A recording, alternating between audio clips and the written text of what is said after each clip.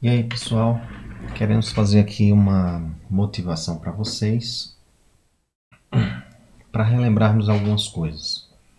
Bem, nós temos o nosso modelo de regressão, e nesse nosso modelo de regressão nós fazemos uma determinada imposição para essa componente aqui, epsilon, que a gente chama de erro, né? É como se nós tivéssemos aqui as observações,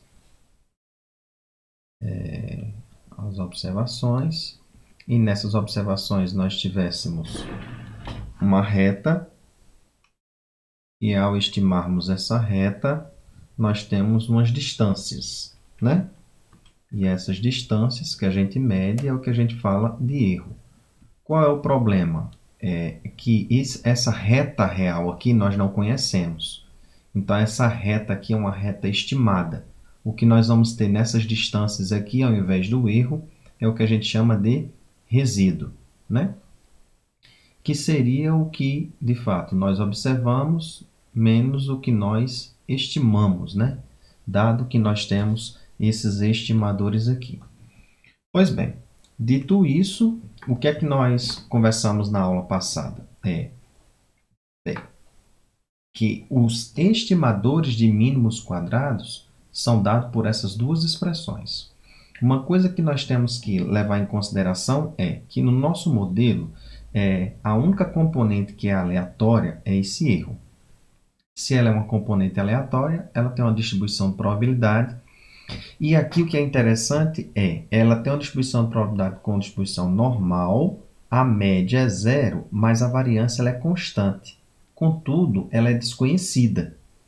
Então, o que é que nós temos? No nosso modelo, nós temos três parâmetros, vamos dizer assim, né? Dois parâmetros no modelo e uma na componente aleatória que nós não conhecemos.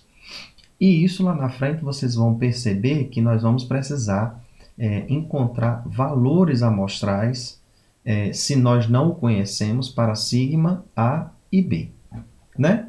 Para A e B, nós utilizamos os estimadores de mínimos quadrados. Nós já falamos isso na aula anterior. Que é dado por essas duas expressões, certo? A e B. A chapéu, B chapéu. A chapéu é dado pela média menos o estimador de B, que multiplica a média dos x, né? Em que B chapéu é dado pela soma dos produtos de x e y, dividido pela soma do quadrado de x, em que aqui eu tenho as suas expressões, certo? Bem, não usando os estimadores de mínimos quadrados, mas usando um outro critério de qualidade, vamos dizer assim, de estimador, nós utilizamos esse estimador para representar o meu sigma 2 desconhecido. Eu vou usar o somatório do quadrado do meu resíduo, veja aqui, ó, do que eu estou observando, menos o que eu estou estimando, que eu acabei de falar aqui em cima, ó. E isso é elevado ao quadrado, porque eu quero saber o tamanho dessa distância, dividido pelos graus de liberdade, que é dado pelo tamanho da amostra menos 2. Certo? Isso menos 2, porque, vamos dizer, nós temos dois parâmetros envolvidos no nosso modelo. Tranquilo? Nesse caso aqui, o que nós temos de YI e Y chapéu YI é o observado e Y chapéu é o estimado. Significa que para um determinado valor de x fixado, né, um xi, eu simplesmente tendo os valores de B chapéu e A chapéu, eu acho o Y chapéu. E aí eu só vejo o correspondente do xi, né, correspondente ao que eu observei no par de observações. Bem, o que eu preciso saber agora é, esse modelo aqui, ele é estatisticamente significativo? Bem, o que eu estou interessado aqui, de fato, vai ser simplesmente verificar se esse B ele é estatisticamente igual ou não a zero. Isso vai ser baseado nesse B chapéu que nós temos aqui. Para isso, nós vamos usar um teste de hipóteses. E os passos que nós vamos ter são esses. Eu vou testar a hipótese B igual a zero contra B diferente de zero. o fato de ter essa condição vai me dizer que o teste ele é bilateral, significa que tanto faz o que eu tiver de valor de B chapéu, se ele for muito para cima de zero ou muito para baixo de zero, não importa. Se eles forem muito distantes, é um indício de eu rejeitar a hipótese H0, de dizer que ele de fato é estatisticamente diferente de zero. Como é que a gente faz isso? Primeiro a gente vai definir o nosso nível de significância, que é a probabilidade do nosso erro tipo 1. Esse valor ele é determinado pelo pesquisador. Geralmente, a gente tem valores aí entre 1 e 10%, tá? Bem, passo 3. O que nós vamos fazer é a aplicação do teste. Aqui nós temos a nossa região de aplicação do teste, em que aqui eu tenho a região de não rejeição de H0 e aqui nós temos a região de rejeição de H0. Vamos entender isso. Na estatística do nosso teste, nós temos o cálculo do teste, da estatística desse teste, que a gente chama isso de t-calc. O t-calc ele vai ser dado pelo B chapéu menos B, dividido pelo erro padrão do B chapéu. Essa imposição feita para a aplicação do teste, ela é feita sob a condição de que H0 é verdadeira. Portanto, o nosso B aqui vai ser igual a zero. Então, a gente esquece essa parte aqui. O que vai sobrar para nós, de fato, vai ser que sob H0, nós vamos calcular B chapéu dividido pelo erro padrão de B chapéu. O cálculo desse erro padrão de B chapéu é dado por essa expressão. É dado pela raiz da variância dividido por n menos 2. Quando eu não tenho conhecimento da variância, só é a gente substituir pelo estimador dessa variância que nós falamos aqui anteriormente. Tá? Beleza. Então, sob a imposição de H0, t-calc, que depende de valores que veio dos dados amostrais, também tem uma distribuição de probabilidade. E, nesse caso, é a distribuição T. T de student, com n-2 graus de liberdade. Isso aqui são os parâmetros, é o parâmetro do modelo. Para nós encontrarmos, então, e fazer uma aplicação para saber se esse B nosso é estatisticamente diferente de zero ou não, eu vou pegar esse T calculado e vou comparar com o T tabelado da distribuição T de student. Como é que eu acho esse valor tabelado? Esse valor tabelado, que é esse valor tabelado aqui que eu comento, que como a distribuição também é simétrica, muito próxima da distribuição normal, nós vamos ter valores positivos e negativos, porque a distribuição ela é simétrica. O que eu vejo para o lado positivo é o mesmo valor para o lado negativo, só que com sinais contrários. E aí, nas tabelas que nós temos na literatura, dessa distribuição T, para o caso unilateral, vamos supor que se eu determinei o meu nível de significância alfa igual a 5%. Como a tabela ela é bilateral, eu vou dividir esse 5% metade para cá e metade para cá. Então, isso na tabela eu vou a 0,025. Como eu tenho n-2 graus de liberdade, vamos supor que se o nosso n fosse igual a 7, significaria que eu iria a 5 graus de liberdade e a 0,025. Cruzo essa tabela e eu acho o meu T tabelado. E aí o critério de decisão vai ser o seguinte, eu ponho esse módulo e vejo se o meu T calculado, que eu calculei aqui, for maior do que o T tabelado, eu rejeito a hipótese H0. Isto é, eu estou mostrando estatisticamente que B é estatisticamente diferente de zero. Isso significa dizer, de forma prática, que se nós tivermos uma reta, essa inclinação aqui ela é estatisticamente diferente de zero. E isso, então, me explica que eu posso ter uma relação entre x e y. Se eu mostro que eu não rejeito a hipótese H0, significa que essa reta, de fato, ela está muito próxima de uma paralela no eixo x, e x acaba não tendo contribuição nas variações de y. E aí eu digo que esse modelo é não significativo. a qualidade desse ajuste, ela leva em consideração a dois fatores.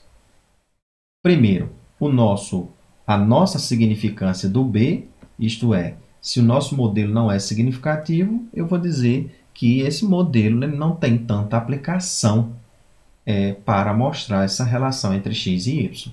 E o outro medidor de qualidade é o coeficiente de determinação. O coeficiente de determinação significa o quanto que o modelo consegue explicar a relação entre x e y. E esse valor ele está sempre entre 0 e 1. Uma coisa que é interessante é que o cálculo aqui do coeficiente de determinação, ele diferencia um pouquinho, aqui a gente pensa muito naquele numerador do sigma chapéu, mas ele tem uma diferença, né? Aqui em cima, ó, ele tem uma pequena diferença. Aqui é o que eu observo menos o que eu tenho predito, de acordo com a reta. Aqui embaixo, o que nós temos é o que eu prevejo na reta menos a média de y, né? É diferente. E o denominador é o que eu observo menos a média de y. Isso significa dizer que o que eu tenho aqui previsto, na realidade, é o que eu acho na reta. Y chapéu igual a chapéu mais B chapéu vezes x. Eu acho o respectivo x, né, fixado, eu acho o y. E aí, aqui no caso, é menos a média desse y, né? Esse outro caso aqui é o que eu observo menos a média de y. Quando eu pego a razão desses quadrados, dessa soma desses quadrados, eu acho o R2. Esse cálculo você pode achar um pouquinho difícil, mas aí você pode pegar um artifício de achar uma outra medida que nós não comentamos, que é o coeficiente de correlação. É o grau de associação que existe entre as duas variáveis. E aí você pode pegar o cálculo da soma dos produtos de x, que nós já explicamos lá em cima, dividido pela soma dos quadrados de x, pela raiz do quadrado de x, que multiplica a soma do quadrado de y, né? No caso, a soma do quadrado de y é naquela mesma lógica que nós mostramos anteriormente, o cálculo da soma do quadrado de x na aula anterior, né? Que é a soma de y ao quadrado menos o quadrado da soma de y dividido por n. Achando esse r, né, que está aqui expresso, né? Achando esse r, basta eu elevar ao quadrado que eu tenho o meu R2, quer dizer, essa conta aqui toda. Então, por esse processo, pode ser ligeiramente mais fácil calcular do que pelo processo original do R2. Então, se eu mostro que o meu modelo é significativo e esse meu R2 é alto, ou seja, próximo de 1, significa que esse modelo ele explica muito, uma alta porcentagem dos dados, né, dos pontos. Então, ele é um modelo que explica bem esse comportamento. Então, tendo uma significância de B e tendo um R2 alto, eu digo que eu tenho um bom modelo para explicar a relação entre x e y. Diante dessas considerações, vamos pegar aqui um exemplinho. E esse exemplinho, nós temos, por exemplo, a relação entre x e y, em que x é a temperatura que eu tenho de estabilização de uma microestrutura de pó ultrafino de zircônia.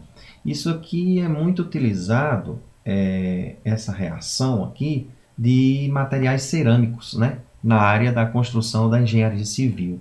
Para fazer cerâmicas lá, eles têm microestruturas e eles querem verificar, existe alguma relação entre essa porcentagem da porosidade das cerâmicas com a temperatura? Será que quanto maior a temperatura ou não, pode-se explicar essa porcentagem de porosidade, que isso vai dar a indicação da qualidade desse material? Bem, diante disso, eu tenho esses dados observados, são 7 observações. Então, aqui no meu caso, o n é igual a 7. Diante disso, eu tenho o meu x e o meu y observado.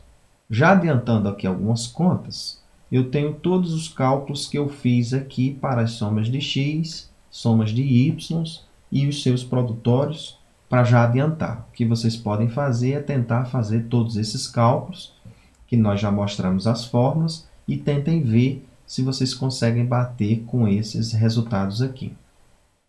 Isso porque nós vamos precisar lá embaixo mostrar o nosso modelo, né? Então, como cada um disso aqui é feito, por exemplo, a soma dos x ao quadrado, eu vou pegar, por exemplo, soma de x ao quadrado, nós vamos pegar 1.100 ao quadrado mais até a última, que é 1.300 ao quadrado, né? Para a soma do y ao quadrado, nesse mesmo raciocínio. A soma do x e a soma do y, nós vamos fazer nesse mesmo raciocínio, só que retirando essa condição ao quadrado. Uma coisa que é interessante a gente levar em consideração é quando nós fazemos essas duas notações aqui, que é a soma do x e y. A soma do x e y significa que eu vou pegar 1.100, que multiplica o y, que é 30,8, e isso eu vou fazendo para todas os pares, até eu chegar a 1.300, que multiplica 3,6, certo? Essa notação aqui, ela é um pouquinho diferente do que eu faço do somatório de x com o somatório de y. Aqui, nesse caso, eu vou pegar todos os x, 1.100, mais até o último, que é 1.300, e depois multiplico pela soma de todos os y, 30,8 mais até 3,6. Tá? Feito essas considerações, vai ficar fácil vocês tentarem reproduzir esses cálculos. Tá? Feito isso, o que nós vamos fazer, então, de início, é validar esse modelo, é verificar se esse b é significativamente diferente de zero. Isso por quê? Porque eu quero mostrar que a angulação do eixo da reta com relação ao eixo x, ela é um ângulo que ela é diferente de zero. Então, ela não é uma paralela ao eixo x. Então, eu quero mostrar que x consegue explicar as variações de y. Então, feito todos esses cálculos e com as expressões anteriores que nós já fizemos aqui para os valores de b, né? Para o cálculo de b e de a, que nós já mostramos aqui, nós temos, nesse caso aqui, né, ó, nós temos o cálculo que nós resolvemos para o meu modelo. Então, o meu modelo estimado é esse daqui. A pergunta é, esse modelo aqui é significativo? Isto é, esse b aqui é estatisticamente diferente de zero? Será que isso de fato é verdade? Aí nós vamos para os cálculos. Tendo essa retinha aqui, eu estou querendo ver, esse ângulo aqui é igual a zero ou não? Essa angulação aqui, ela é uma angulação razoável que x consegue explicar y? Bem, feito isso daí, nós vamos verificar se esse modelo é significativo, né? Isso significa que nós lançamos a hipótese, vou determinar meu alfa igual a 5% e vou aplicar meu teste. Para eu aplicar meu teste, fiz aqui minha região, vou determinar aqui o valor do meu t tabelado. Como foi que eu fiz? Eu tenho o meu t tabelado, aqui eu tenho o meu ni, aqui eu tenho o meu alfa. Aqui o meu alfa, eu vou, na condição de eu ter um teste, né, uma tabela unilateral, que é o que a maioria das tabelas apresentam, né, nos livros e em outros materiais, o que nós temos aqui é que eu vou dividir esse alfa por 2, 0,025, e aqui no meu caso, o meu ni é n menos 2, então é 7 menos 2 é igual a 5, né? Então, nesse caso, eu vou cruzar linha com coluna e o valor que eu encontrei foi 2,571. Esse é o valor que eu determinei. Nas listas de exercícios, se houver isso para vocês, no enunciado eu dou algumas opções de tabela e aí você tem que encontrar aquela respectiva. Então, feito isso, eu vou fazer o meu cálculo do t calculado. Isso por que do t calculado? Porque eu vou pegar esse meu t calculado e vou comparar ele com o valor do t tabelado. Certo? Que foi 2,575. Então, eu peguei o valor da minha inclinação e dividi pelo erro padrão do beta-chapéu. Em que esse erro padrão é o seguinte. Eu tenho duas formas, né? Eu tenho... se eu conheço o valor de sigma, eu uso raiz de sigma ao quadrado dividido por n menos 2, em que sigma é chapéu estimado. Se eu não tenho o valor do parâmetro, que é populacional, né? Se eu não conheço essa informação, eu uso o estimado, em que o estimado é essa expressão que nós já mostramos anteriormente. E aí, o que é que eu faço? Calculando o sigma2 estimado, foi que eu peguei? Eu peguei o y observado menos o y estimado, em que esse y estimado, por exemplo, esse 18,05, como foi que eu calculei? Eu posso vir aqui, faço uma tabelinha, vejo o seu respectivo do observado para o estimado, e aí simplesmente eu uso o valor do meu modelo. Eu tenho o intercepto, tenho a inclinação, e aí para essa primeira observação, se vocês verificarem aqui em cima, o meu valor de x ele é 1.100. Então, eu venho aqui, o meu valor y foi 30,8, né? Observado. Eu uso a reta e substituo o meu x pelo 1.100. Isso para a primeira observação. Então, o meu y previsto na reta vai ser 18,05. Isso eu faço para todas as observações. Feito isso para todas as observações, eu venho e pego para cada valor de x, eu pego o que eu observei de y, pelo que eu previ de y, elevo ao quadrado. Faço essa soma para todos e divido por n menos 2. 7 menos 2, 5. O valor foi esse. Bem, feito esse valor do meu sigma ao quadrado chapéu, eu vou achar o meu erro padrão. Eu pego o sigma2 chapéu, dividido por n menos 2 e aplico a raiz. O resultado foi esse. 0,02569. Então, o meu t calculado, eu vou pegar o meu beta chapéu dividido pelo meu erro padrão do beta chapéu, que vai dar menos 1,329. Aí, o que é que eu vou fazer? Vou comparar ele em módulo com o meu valor tabelado. Conclusão. Verificamos que, como o meu t calculado é menor do que o meu t tabelado, eu concluo que eu não rejeito a hipótese H0. Isto é, B é estatisticamente igual a zero. Então, a contribuição de x, das variações de x para explicar y, é muito baixa. Então, esse modelo não é um modelo interessante para explicar a relação entre x e y. Veja que o fato disso aqui já existir, eu já nem olho mais o meu R2, porque a contribuição não vai ser tão relevante.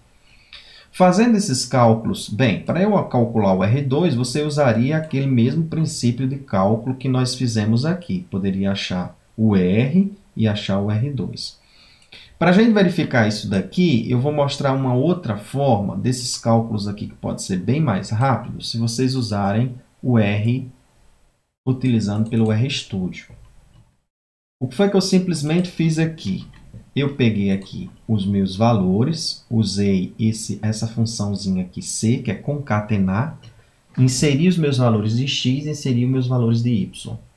Inserido meus valores de x, inserido meus valores de y, eu vou usar uma função chamada LM.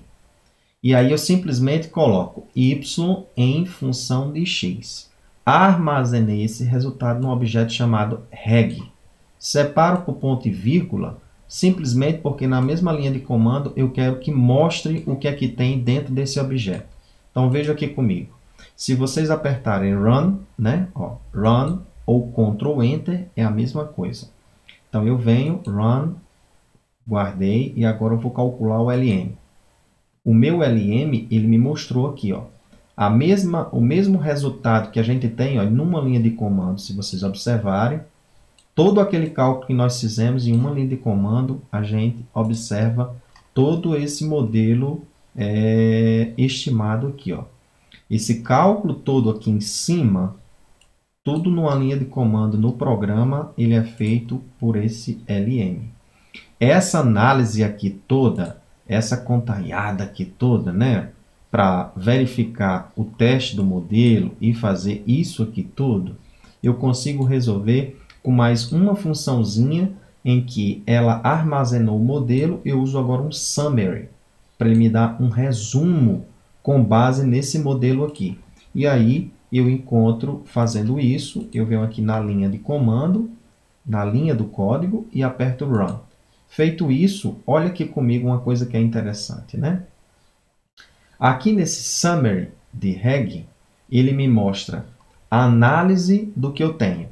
Veja, o meu valor estimado do B-chapéu é esse 003416. Esse outro caso aqui, ó, é o erro padrão do beta-chapéu, é 0,0259, que é esse caso aqui, ó, é o denominador. Aí o que é que simplesmente eu faço? Eu pego esse valor dividido por esse, achei o meu t calculado, que ele chama t-value. Bem, uma outra coisa que eu posso fazer é, ao invés de olhar valores tabelados, a gente pode usar o que a gente chama de valor P. Significa que quando o meu valor P é maior do que o nível de significância, eu não rejeito a hipótese H0. Quando o meu valor P é menor do que o nível de significância, eu rejeito a hipótese H0. Nesse caso aqui, veja que meu p-valor é maior do que 0,05, então eu não rejeito a hipótese H0. Significa dizer que aquele meu B é estatisticamente igual a zero. Eu não fiz o cálculo do R2, mas vocês podem calcular e testar. E o cálculo desse R2 aqui, ó, essa conta aqui também, essa contalhada que pode demorar aqui um pouco, ela também aqui já é informada, ó, nesse multiple R square. Deu 0,2612. Isso significa que a explicação da relação de XY, o modelo só explica 26%. Então, é um modelo que explica muito pouco. Mas a gente já esperava, porque o B já era um valor que não era significativo. Então, ele tem uma contribuição imensa na explicação da relação de XY, que é o que se comprova aqui. Vocês podem fazer o cálculo e perceber que o valor vai dar exatamente igual a isso aqui. Bem, ao finalizar, aquele y predito e previsto, uma coisa interessante também, aqui, ó, nesse cálculozinho aqui, se vocês quiserem fazer a título de exercício, ó, esse cálculozinho aqui que a gente faz, isso acaba demorando um pouco, você tem que botar a reta estimada e aplicar cada valor de x para achar esses valores. Você no R pode usar a função predict reg do seu modelo e você já automaticamente encontrar esses valores previstos todos de uma vez. Compara com o seu valor observado e faz essa diferença. Também dá. Bem, então com isso, ao final, eu tenho o meu modelo e tenho a minha reta estimada. Veja que essa reta estimada, os pontos também estão um pouco espaçados, né? A reta ela passa em torno, no meio, né, desses pontos, que é um valor médio. Mas mesmo que esteja essa inclinação aqui é só por questão de escala, essa inclinação a gente pensa, né, que é uma inclinação alta, mas de fato não é. Se eu abrisse essa escala aqui do x para trazer ela em torno do zero, você ia ver que essa inclinação ia ser uma inclinação muito pequena, né? Muito baixa, muito próxima de zero, e que nos mostraria isso aqui como uma paralela. Eu posso simplesmente tentar melhorar isso aqui, para a gente tentar visualizar.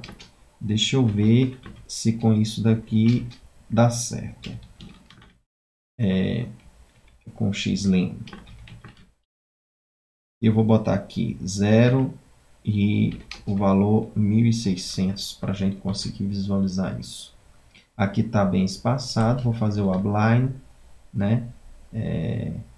Aqui a reta não ficou tão interessante, né? dessa representação. Essa inclinação aqui de fato está um pouco estranha, né? Deixa eu voltar aqui. Eu vou aumentar então a relação do x e y. Vou abrir aqui o y'.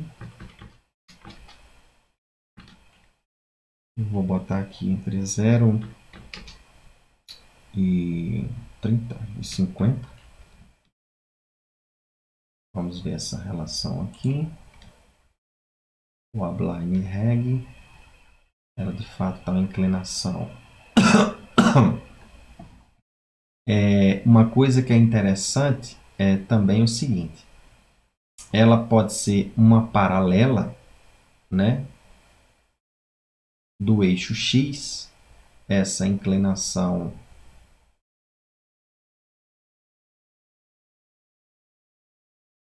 essa representação gráfica aqui ela não está legal. Bem, mas eu posso mostrar no momento posterior de uma reflexão sobre essa análise, esse gráfico aqui, para que vocês tenham noção que o que pode acontecer é que essa reta aqui ela pode estar numa paralela, ou essa inclinação aqui de fato